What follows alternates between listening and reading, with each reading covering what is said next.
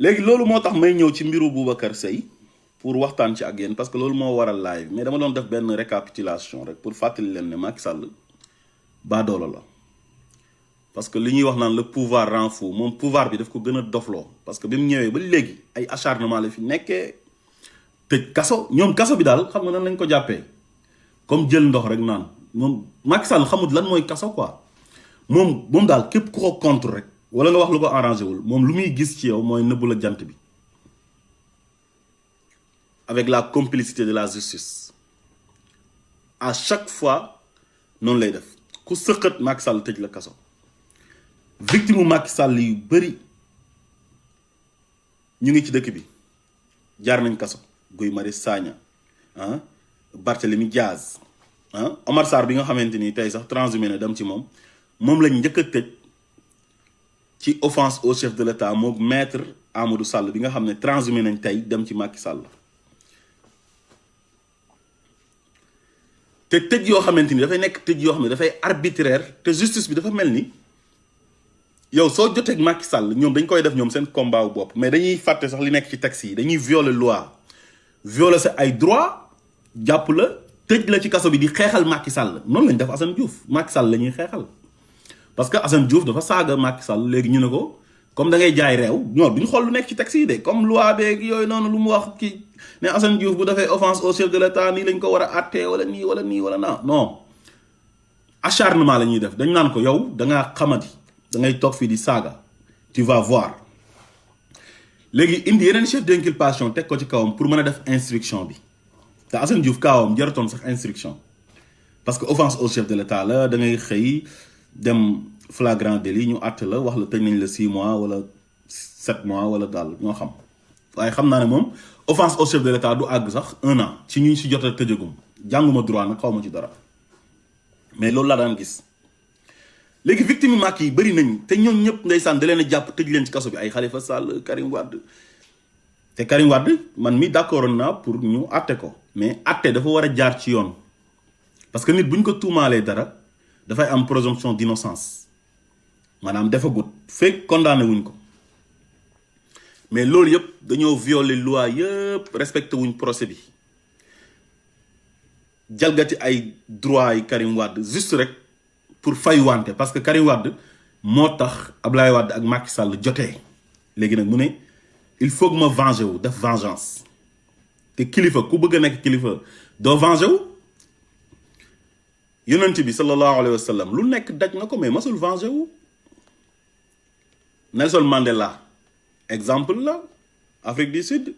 ñëpp gis nañ ko jàpp nañ ko tëj ko 26 ans de prison xaw ma 27 ans mu génn jéggale te pourtant bi mu génnee ak mënoon a fayu nag mu ngi yoroon doole ji yëpp ne jéggale naa def benn mandat ne doyal naa bi may xeex pour nekk président taxutoon may xeex quoi te ñoom président africain yi kenn du ci roy Nelson Mandela kenn ku toog daal yow da ngay bëgg a toog éternellement ñu lay jay nga am sa ay suq ñu naan la doo moromu gars yi li mu fi def kenn mosu ko fee def sa jabar moo daax suñu jabar yi di la jay rek nag naan la boo fi jógee ko fiy toog te ñi lay jay di la wax loolu ñoom ñoo la doon saaga démb ay ndey di la barrer la route pour nga bañ a accéder au palais loolu nag moo am Sénégal léegi mbiru Boubacar Seye si laa bëgg a wax Boubacar Seye dafa créer benn ONG bu ñuy wax Horizon Sans Frontières di xeex pour affaire immigration yeeg yooyu seen ay droit ak migrants yeeg yooyu noonu ci loolu lay yëngatu installé wu Espagne nekk doomu Sénégal moom dafa génn mu ne Union européenne dafa financer Sénégal ay milliards yi milliards pour ay projet jeunes yi nga xam ne dañuy dugg ci gaal yi ñu delloo ji leen suñ demee ñu financer leen ñu amal seen ay activité pour xeex li nga xam ne moom mooy extrême pauvreté bi am Sénégal ba jaral xale yi di dugg gaal di xaru am na ñu bari ñoo xam ne dañuy dee ci yoon bi sax te dee yoo xamante ni dee yu ñaaw lay doon léegi nag Union européenne génnee seen xaalis financé état wu Sénégal ne nañ ko financé xale yi pour ñu mën a toog am ci luñ jàpp léegi Boubacar Seye posé wu la question ne xaalis boobu fan la dem parce que moom masul dégg ku génn ne man kat jot naa ci projet bii nii financé nañ ma état bi moo ma financé si xaalisu Union européenne bi ñi demoon ci gaal gi ñu delloo si leen ñu ci bëri masuñ leen jox dërëm ñu ci bëri ñu delloo si ci temps yi Ablaye Wade am na ñoo xam ne ñu ngi leen armée bi moo leen jëlee woon ñu wàccee leen Bango jox leen ay chandise ak 10 000 francs am na ñu doon wàccee aéroport di leen jox chandise ak 10 000 francs loolu depuis temps yi Ablaye Wade la woon 2005. léegi ñu ne depuis 2016 maanaam Macky Sall si temps yam parce que Macky Sall 2012 la falu ñu ne 2016 ba léegi financé gum nañ Sénégal 130 milliards CFA 2016 ba léegi 130 milliards. léegi xaalis boobu lay Boubacar Seye di laajte fan la nekk le quotidien dëggal na ko parce que bind na ko mais dam leen oo Madiambal Diagne te loolu waa Union européenne ñoom ñoo ko wax.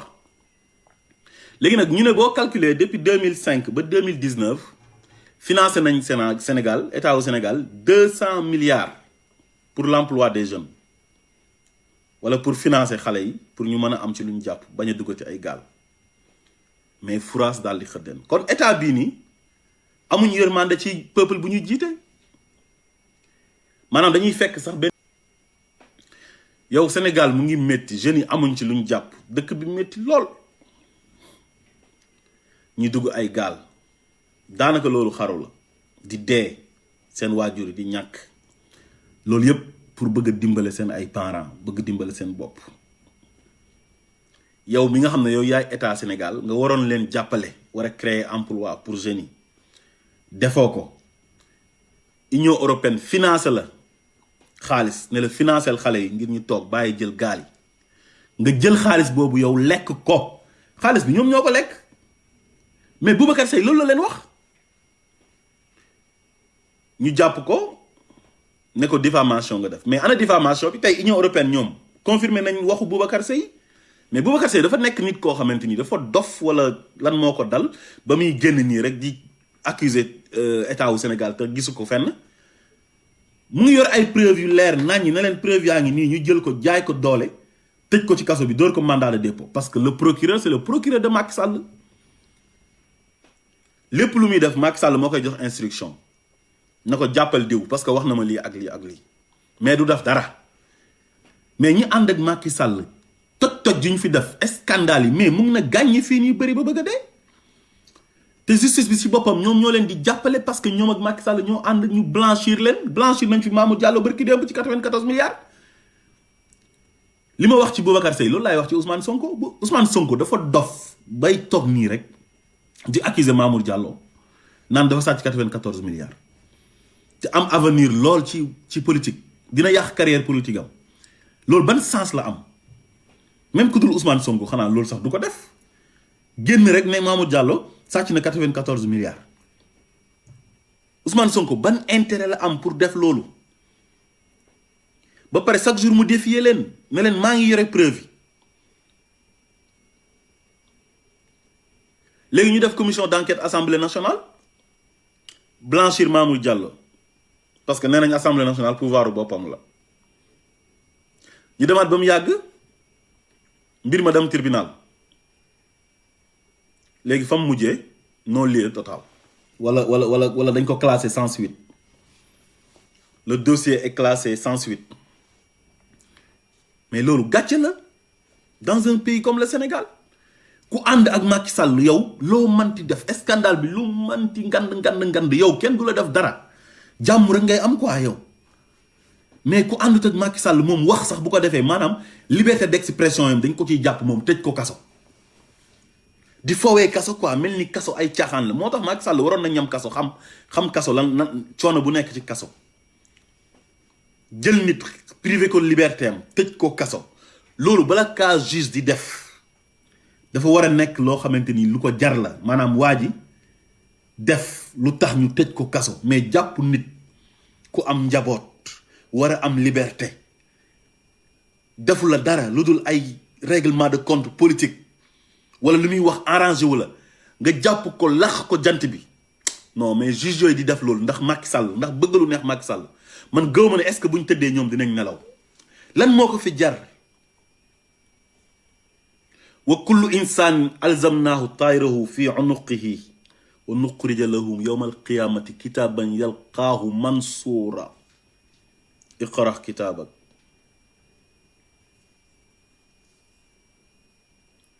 gis nga képp koo xamante ni da ngaa nekk ci àdduna bi loolu la yàlla wax di jëf moo xam jëf ju rafet la moo xam jëf ju ñaaw la bu ñu demee àllaaxira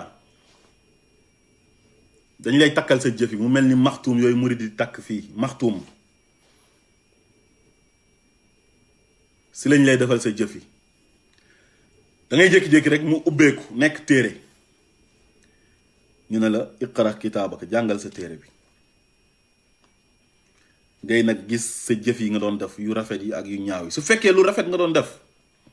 da ngay texe su fekkee nag lu ñaaw nga doon def moom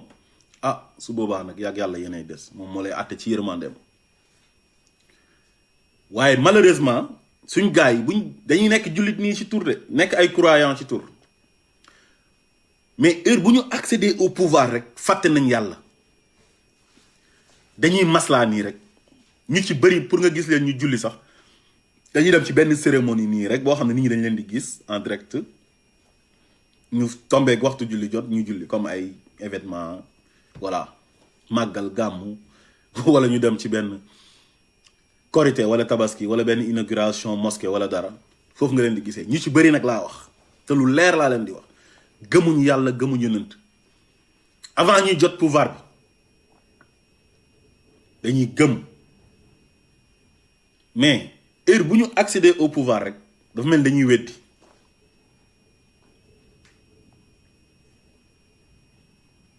te loolu c'est catastrophique te loolu lañ gis Sénégal moo tax ma ne juge yi nga xamante ni ñoom ñoo nekk foofu noonu di tëj nit ñi pour bëgg lu neex Macky Sall te jaarale wuñ ko ci yoon àllaaxira dinañ ko layoo te bala ñoo génn àdduna dinañ ko gis parce que doomi aadama yàlla daf ko fonk wala xadd karam naa bani aadam wa xamalnaahum fil barri wal baxri wa razaqnaahum min at-tayyibaat yàlla dafa bind nit ba pare tàgg ko kon doomi aadama du caaxaan waroo jël doomi aadama di ko xañ liberté am ci wax xalaatam mais Boubacar Seye wax na ne Sénégal jox nañ ko tant de milliards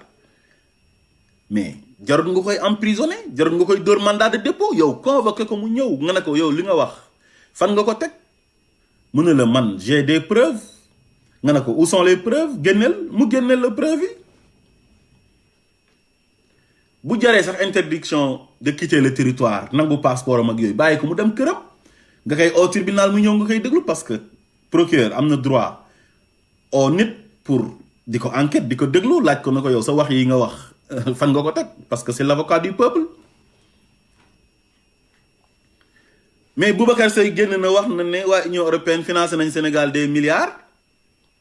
ñu xaar ko aéroport quoi toroxal ko ba mu na tottu mais Macky Sall toroxal doomi aadama moo ko neex quoi maanaam Macky daf lay réduire quoi da lay réduire à ta plus simple expression comme ni mu waxee na noonu lay def opposition bi waxu ñàkk faydaam yooyu muy wax mais moom ñëpp la koy def képp ku àndul ak moom rek yow ci liberté provisoire nga nekk quoi à tout moment mën nga dem kaso ñun ñii sax mën nañoo dem Sénégal ñoo wàcc aéroport rek ñu jàpp ñu nañu yow waxoon nga fi lii ak lii ak lii mais suñu jàppee ndax suñu dëkk ñun jaral nañu ko suñu jàppee ndax la patrie parce que dañuy défendre suñu intérêt dëkk mais loolu jar na ko hubbul watani minal iman bëgg sa réew ci jaamu yàlla la bokk kon képp koo xam da ngay xeexal sa réew ba kaso fekk la ci jàppal ne yow yaa ngi jaamu yàlla parce que li tax yàlla def nga juddoo Sénégal wala nga juddoo beneen dëkk yàlla rek moom moo ko xam kon dëkk bi mu la wàccee nga ganee si fa àdduna dëkk boobu da nga ko war a fonk mu jaral la dee tey ji bu ñu toogoon rek am ñu ñëw attaqué Sénégal song fépp fu doomi Sénégal nekk ci àdduna bi war nga mën a jël avion dem jël sa arme pour jàkkaaroo gars yi pour défendre sa réew c'est très important te ñun loolu Sénégal jaral nañu ko de ndax yàgg nañ participer ci ay combat yu nekk temps yi Ablaye Wade di dajeek Macky Sall di ko serrer la main di nuyonteeg moom bokkoon le même combat moom ñi mu àndal tey waa Bennoo Bokk Yaakaar waaye tey ñoom ñëpp fàtte nañ sax yi ñu daan xeex démb Wade sax moo leen gën parce que Wade au moins moom il est élégant am na élégance politique am na lu muy jomb ak lu muy rus mais Macky Sall amul dara lu muy jomb amul dara lu muy rus moog ñi mu àndal amuñ gàcce te nit boo demee ba amatoo looy jomb wala amoo looy rus ñun xamatuñ ci yow dara nit dangaa war a am kàddu am ay valeur mais loolu nekkul ci Macky Sall jaay doole tëj nit ñi kaso di toroxal doomi aadama yi pour lan mais Boubacar Seye lan la fi wax wala lan la fi def ba tax ñu koy jël kaso ñu koy jël di ko tëj kaso te ñi mu àndal ay scandale lañ fi def ñenaa leen Mamour Diallo 94 milliards la sàcc mook Tahirou Sarr 94 milliards u sénégalais mais 94 milliards ñaata hôpital la mën a tabax ñaata école la mën a tabax fii ay abri provisoire rek moo fi am Sénégal ba léegi mu ngi am ay abri provisoire benn jour dama doon toog di seetaan télé Sen TV ñu génnee benn dëkk boo xamante ni mook Dakar 7 kilomètres la kunun ngalab boo ñëwee ba ci autoroute à péage mën nga ko jaaree foofu wala nga ñëw ba ci pont bi tolloog Youssou Mbargane ci Tëngéej nga jàdd mel ni kuy dem Kër Njaayloo xam nga foofu mën nga ko dox sax ak Dakar ñu génnee dëkk boobu mu am abri provisoire ay sàkket ak ay mool xale yi ñu teg leen fa ñuy jàng abri provisoire à 7 kilomètres de Dakar mais loolu c'est honteux àll bi nag kenn waxaale ko boo demee au fin fond du pays ay Médina Yoro Fula ay Kunkandé ay Salimata ay Diaobé village yi ko wër ay abri provisoire kese la da ngay gis dëkk yoo xam ne du am sax hôpital du am case de santé du am poste de santé du am dara jigéen ñi dañuy accoucher ci charrette yi nit ñi di dee ay mortalité maternelle di am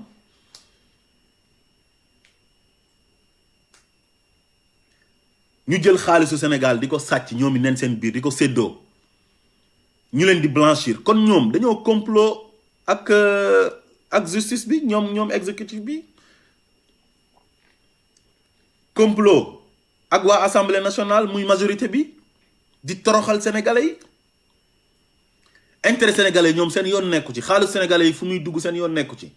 xanaa kon xaalis buy gars yi di sàcc ngeen leen di jël di leen défendre xaalis boobu xanaa yéen a koy séddoo seen biir léegi ñi nga xam ne ñoom duñ def dara dañuy xeexal Sénégal di défendre les intérêts du Sénégal ñooñ ngeen di jël di leen tëj kaso di leen toroxal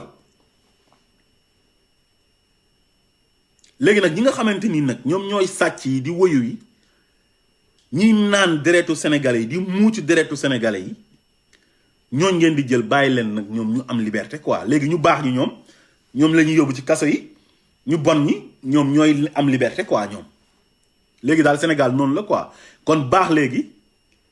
exception la bon mooy règle au Sénégal bon boo bonee yow yaay am jàmm quoi léegi nit ñu tedd ñu baax ñi ñooñu la ñuy jël di leen yóbbu ci kaso yi di leen toroxal waaye li yàlla wax ne innal muluka iza daqalu xaryatan afsaduha wa jaalu aizata ahliha azilla innal muluka naka nguuru Macky Sall gu bon gi comme genre nguuru Macky Sall yi iza daqalu bu ñu duggee xaryatan ci dëkk afsaduha dañ koy yàq wa jaalu ñu def aizata ahliha ñu gën a tedd ci dëkk ba azilla ñu toroxal leen ñu bon ñi nag jaaykatu drogue yi ak ñi nga xam ne dañuy détourner xaalisu réew mi ak violeurs yeeg ñu bon ñëpp trafiquant de faux billets yi ñu bàyyi leen ñoom ñu am liberté quoi Bougazelli trafiquant de faux billets la bàyyi nañ ko am na liberté 6 mois la tëdd ay milliards mënoon a daane l'économie du Sénégal kooku il est libre maintenant ba sax nee na candidat la ci mairie bu Golf léegi réew moom noonu yéen foog ngeen ne réew moom dina avancer réew boo xamante ni tooñ ak lor doomi aadama yi di leen toroxal di piétiner droit wu nit ñi di bafouer dignité humaine yi ngeen ne réew moomu noonu dina avancer mais ay àq rek moo ñuy topp moo tax ñun mënuñoo dem fenn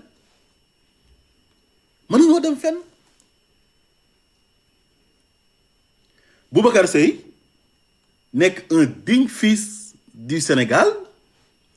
di défendre réewam di xeex pour migrants yi di xeex pour immigrés yi doomi Sénégal yi fu nekk mu dem fa ci àdduna bi di défendre Sénégal son pays d'origine di ñu xeexal di ñu kaasal mu gis loo xam ne dëgg la état bi waroon ko